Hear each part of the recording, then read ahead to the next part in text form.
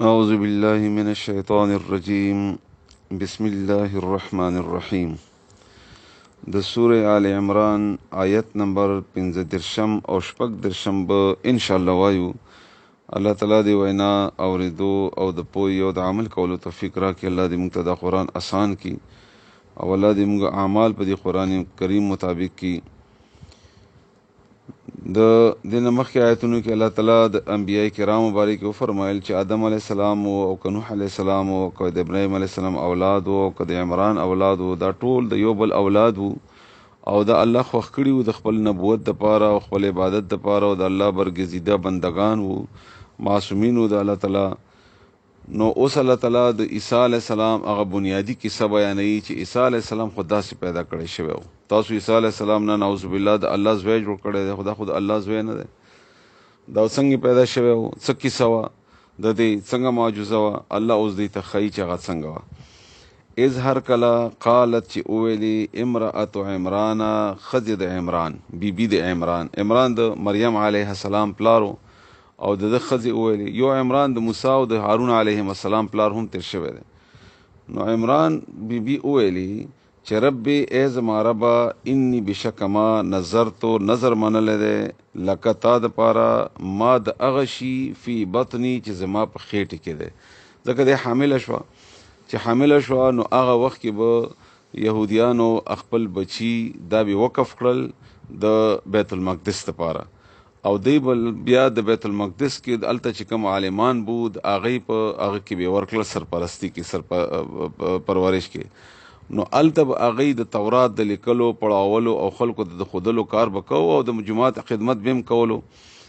او نو دې باندې به د مور او پلار پابندي به نه وه، د مور او پلار د خدمت او د کار نه به آزاد وو. نو دې هم دا نظر ومنو چې زما په دې خېټې کې دا به هلک وي، نو زه دا الله تعالی تا دپاره ستا په نوم باندې آزادوم، زما طرف نه به په دې زما یا د والدینو څه پابندیانې نه وي. څه کنې ته مزه او ته لاړ شه او ته ما دپاره کار وکړه، مزدوري وکړه یا ګټه وکړه، دا به ازاد وي، د دنیوي کارونو نه به دی ازاد وي. محررا آزاد. فتقبل، نو ته قبول کې ای ربه مني زمانه، ته زما دغه نظر چې ما تا دپاره منلی دی الله، دا ته مانه قبول کې. انکه بشکه ته چې ای ربه انت امتهی السمیع اوریدون کې العلیم و پوه همې. دا بهترین د اسماء حسناو نه دوه نومونه دي د دعا د قبلېدو دپاره. څنګه چې الله بار بار فرمایي چې تاسو وغواړئ مانه زما د اسماء حسنا په بغه سره وسیلې سره، ځکه الله دپاره ښایسته نومونه دي. فدعوه بها، هغې سره تاسو وغواړئ.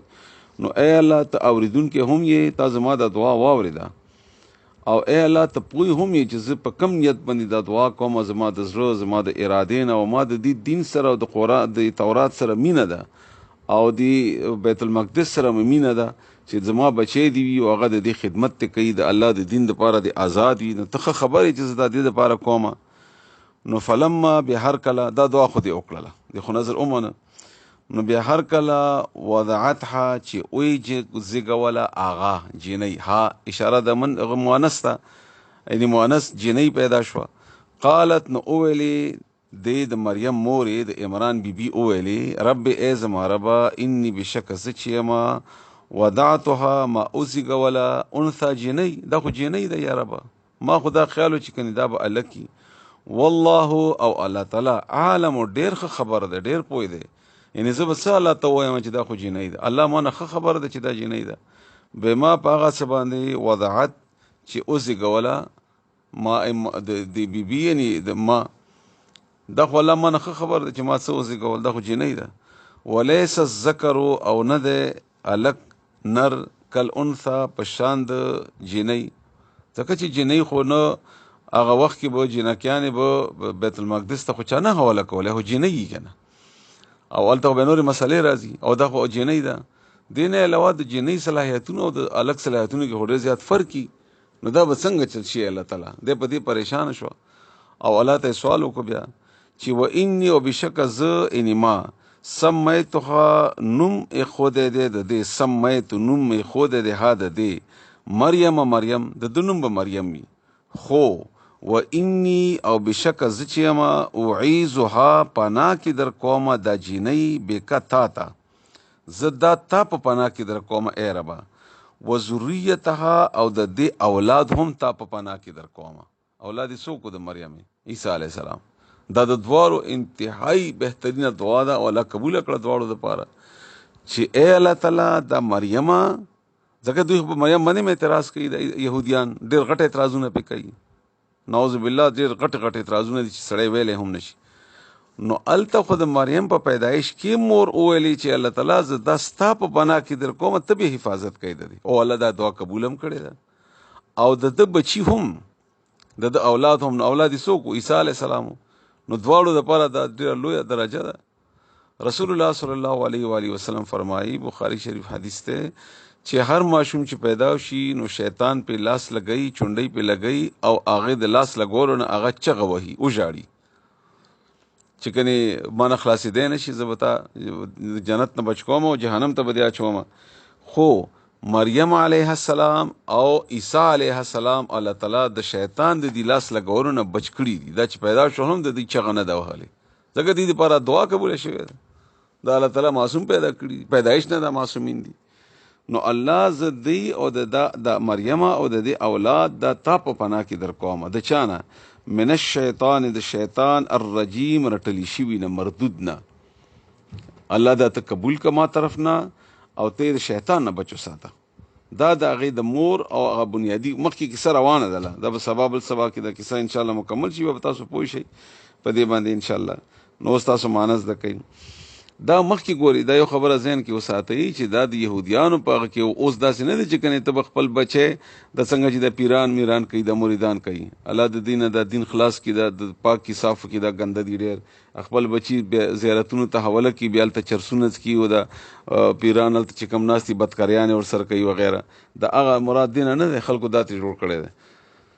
بهرحال از هر کلا قالت چې اوویلې امرأتو ښځې عمران د عمران، هر کله چې اوویلې د عمران ښځې د عمران بیبي، رب ای زما ربه، انی بشکه ما نظرت نظر منلی دی، منت منلی دی، نظر مو منلی دی، لکه تا دپاره ما د هغه شي فی باطني چې زما په خېټه کې دی، حامله وه، بچی و پیدا کېږي، نو الله تعالی دپاره به وي څه محررن آزاد کړی شوی. فتقبل، بس ته قبول کې اے الله تعالی منی زما طرف نه، انک بشکت چې انت امت السمیع اوریدونکی او العلیم او پوهه هم یې. کله چې اخلاص وي بیا الله تعالی قبولیت کوي.